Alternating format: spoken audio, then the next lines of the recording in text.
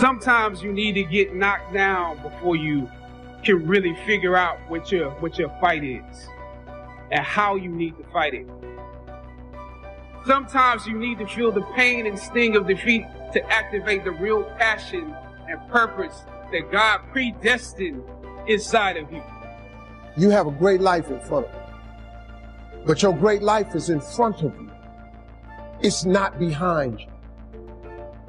What you did back there ain't got nothing to do with what God got for you.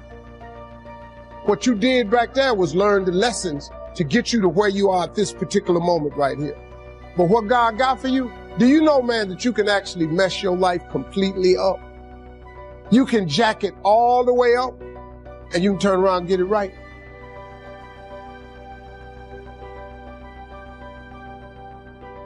Success breeds contempt. You'll know you're winning when they start hating you. See, many people, they think that when they face resistance, that somehow now that God has left them. Because if you're not facing resistance, maybe it's an indication that you're going in the same direction as your enemy. If nobody's hating you over it, it's not big enough. You'll know it's big enough when they start hating you for it. And nothing you do satisfies them. And nothing you do calms them down. That's a sign that you're getting ready to get in a net-breaking blessing. Think of it like this. For every peace stealer you allow in your life, you are 20% more likely to live stressed, to have a crisis. I'm asking you to find happy friends. I'm not saying you have to cut people off, never speak to them again. I am saying you should put up some boundaries. You don't have to make a big announcement. Just little by little, spend less and less time with that person. If you don't get the wrong people out of your life, you'll never meet the right ones. You got to look for the good. You don't have to look for bad in life, but you have to look for the good. Well, my friend really disappointed me, but at least I learned to put my hope in God more than in people. Get yourself situated. Pick the right location to live in. Get your marriage ready, because God's going to bless you until the devil hates you. The people who are closest to you need to be stable, happy, responsible people that move you towards your destiny. Like iron sharpens iron, you make each other better. Who do you have in your life? What are you giving your time and energy to? Trying to keep someone happy? Feeling guilty because you can't meet their demands? That's going to wear you out. It's time to make a change. You can't please everyone.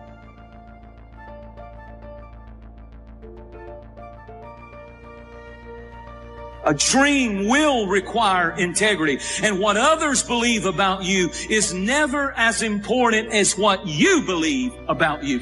You know, I got a lot of people who believe a lot of things, but what you believe about you is more important than what people believe about you. You need to grow. And the only way you're going to grow is when you listen and when you learn. Whenever I find myself in a place where I'm starting to feel overwhelmed, when I feel maxed out of my capacity, I always take that as a sign. I need to get some new advice, some new guidance. Where I'm going is not where I've been. I'm gaining ground. Come on, somebody. I'm gaining ground. What would your life be like if you decided to become courageous? You know, it takes courage to live. Most people go through life not allowing themselves to step out because they don't want to let go. They don't want to be moved. The courage to face life's whirling wind of contradictions. The courage to love yourself. Gone through the same process and evolved. You can't sit with somebody who's invested 30 years in and be respected as an equal when you got 3. There are some things only experience can teach you. And until you pay your dues, don't run with horses when you're tired from walking with men. The brighter the light, the more the heat. The higher God takes you, the more people are going to see you. Sometimes, instead of celebrating you, people will get jealous, try to pull you down. Don't take the bait. It's a distraction. Keep your face set. Stay focused on your purpose. You got to surround yourself with people who have talents and skills, not just people who love you. I'm glad you love me, but loving me won't bring these fish in. I want to know, can you carry some weight? I'm talking about somebody who can carry the weight when the net is about to break. You are carrying so much weight and so much responsibility that you are at the breaking point. And you can't even tell anybody that you're at the breaking point because you have a Superman complex and you're trying to be there for everybody. But the reality is the weight of what you're doing is breaking your nets. Do you define yourself by your emotions? Do you define yourself by your status? Do you define yourself by your lowest point? Do you define yourself by your highest achievement? All of that is dangerous. Because the moment you start believing that you are what you do or you are what you went through, there's a bleeding on the inside that happens when your sense of self-worth flows from what you do and what you go through. You can't become so dependent on people that you're getting your worth and value out of how they treat you. It's easy to become addicted to compliments, addicted to encouragement, addicted to them cheering you on. Now you rely on them to keep you feeling good about yourself, to make you feel approved. Like a drug, if they don't keep you fixed, meet all your expectations, you get discouraged. The problem is you're trying to get from people what only God can give. Your worth, your value doesn't come from another person, it comes from your Creator. If you rely on people, you'll be disappointed. People will let you down. Sometimes people will even turn on you.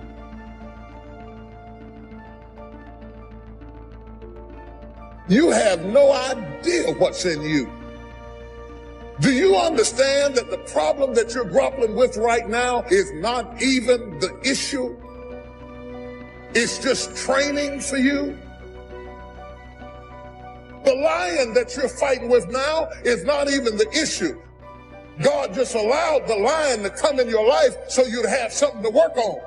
The lion is not important. It doesn't even matter. God is training you with the lion. God doesn't even care about the lion. He cares about you. He's using the problem to get you ready, to teach you patience, to teach you how to trust it with no money. He's prepping you for the next release of glory so that when folks start walking out, they can walk out if they want to. You say, I know how to do that too.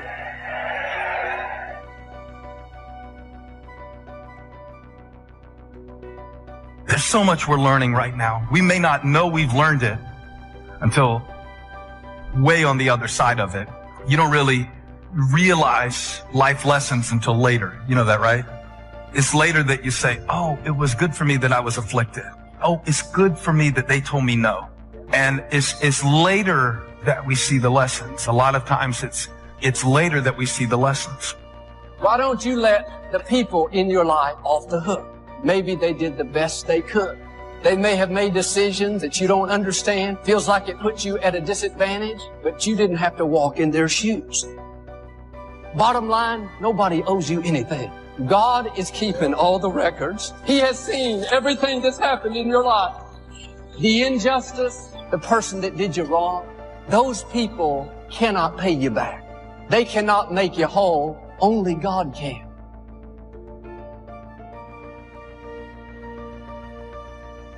The lesson of letting go is not only that external events cause us to let go. The way God changes us is transformation from the inside out. Isn't that really relevant while you're stuck inside? That's the way God changes things? Quit trying to get somebody to apologize, to admit they were wrong, to give you what they don't have. If you'll go to God, He'll bring you out better. He'll make the rest of your life more rewarding, more fulfilling than it would have been if that hadn't have happened in the first place. You gotta grow. You gotta expand. You gotta know that you're here for a purpose. There are no mistakes. There is a meaning. Even if you haven't found it yet, you must discover it. And you know what? For most people, they don't discover the meaning of their life until their life is over, or until somebody very close to them that they love is about to leave them. You don't have to wait for the pain to discover the meaning. It first starts with decision on your part. And may I add, well, you should decide. Why let worry continue to take money out of your pocket and bank account? Why let worry any longer keep you from becoming all you can be? Why let it rob you of better friendship, better family relations, better profits, better results? It's a burden you can get rid of. Why not be rid of those sinking, nagging feelings that all is not going to be well, that you can't do it, that it won't work out for the best? Worry is undue concern that takes up too much of your mental and emotional time.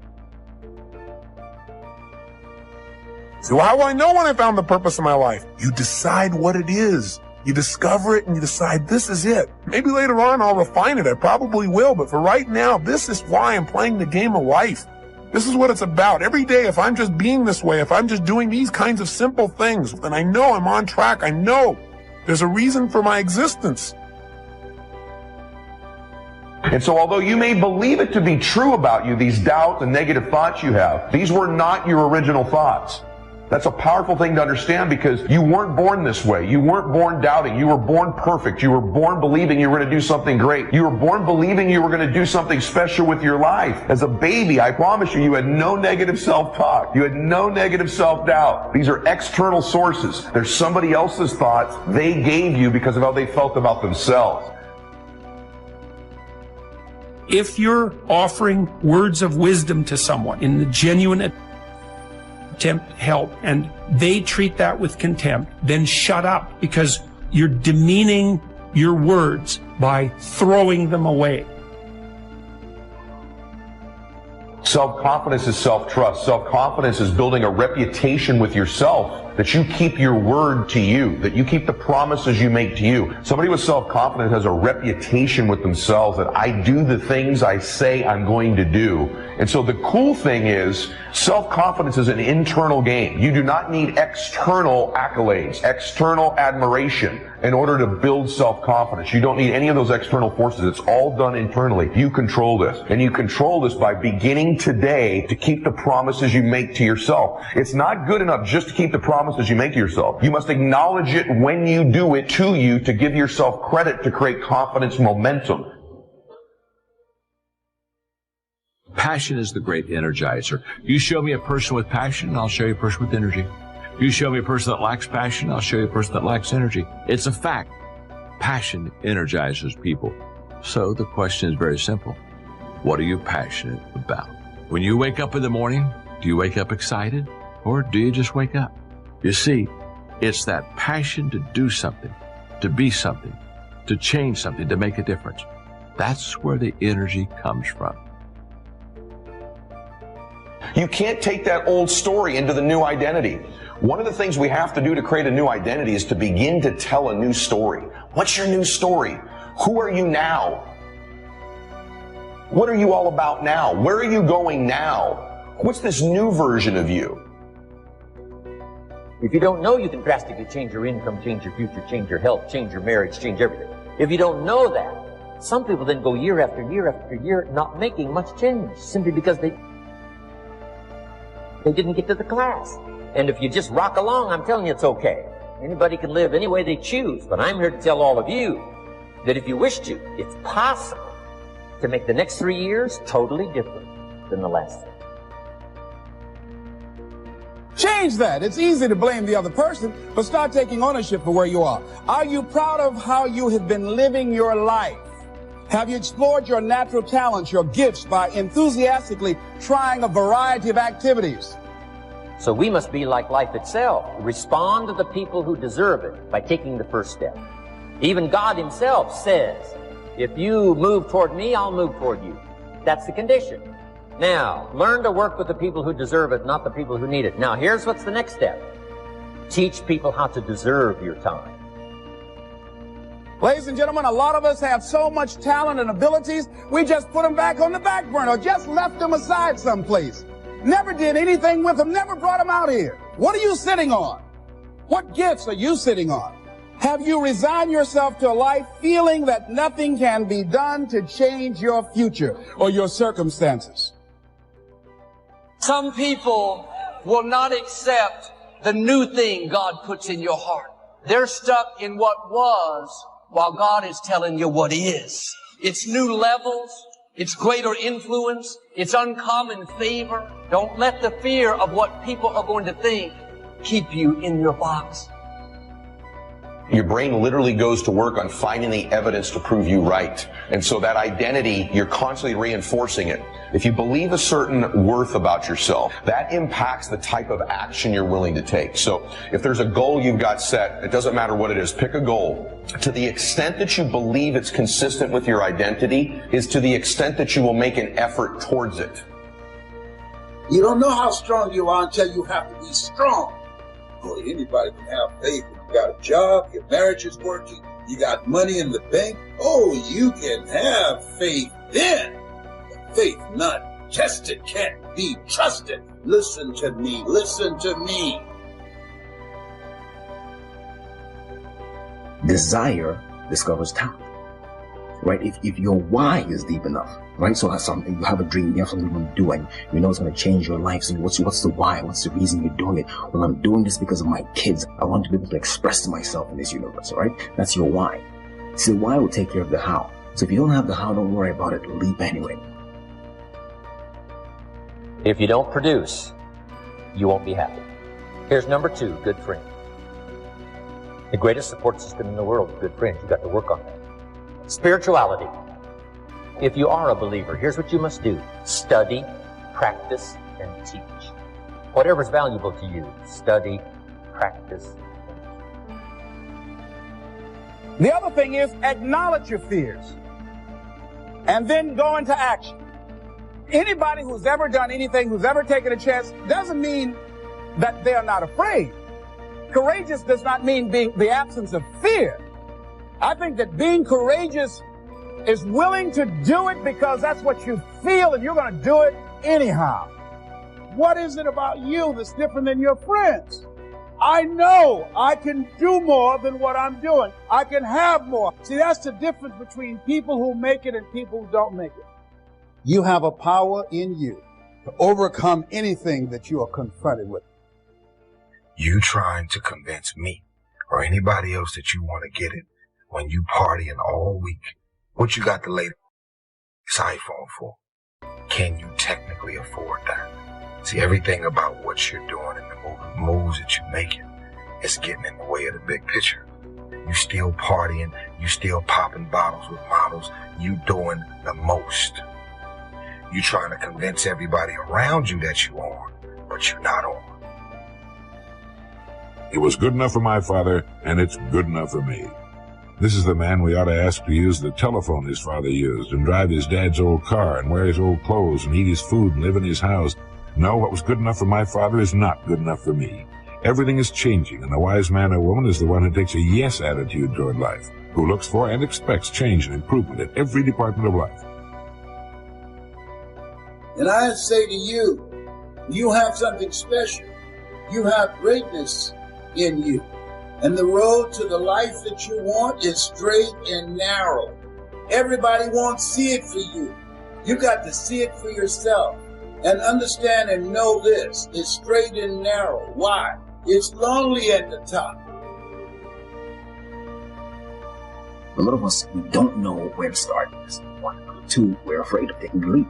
Well, what if I leap, fall down, and break something? What if I get hurt? You know, I'm saying you're probably going to get hurt. It's possible. You're probably going to get betrayed. It's possible. But you got to take a leap anyway. You got to jump anyway. I'm going to give you a recommendation. Turn your damn TV off. Most of the time. Turn your phone off a lot too. So here's the deal. The TV's competing constantly to distract you with stuff that really doesn't matter. Does it really matter what's going on with the Kardashians right now? Don't be so obsessed with them. Be obsessed with your own reality TV program called Your Own Life. How do you turn nothing into something? Here's how you start. There's 3 steps to it. Number 1, imagination. So imagination starts to change everything. Now, imagination is not tangible, but it is almost real. But it's hard to say that imagination is nothing. But it's nothing in terms of tangible. It's not tangible yet. And you always have to say yet. Imagination is not tangible yet, but it is the beginning of turning nothing into something. It's the beginning of turning nothing into reality. Imagination. Imagination is the ability to see things that don't yet exist. Imagination is real in the sense that it affects.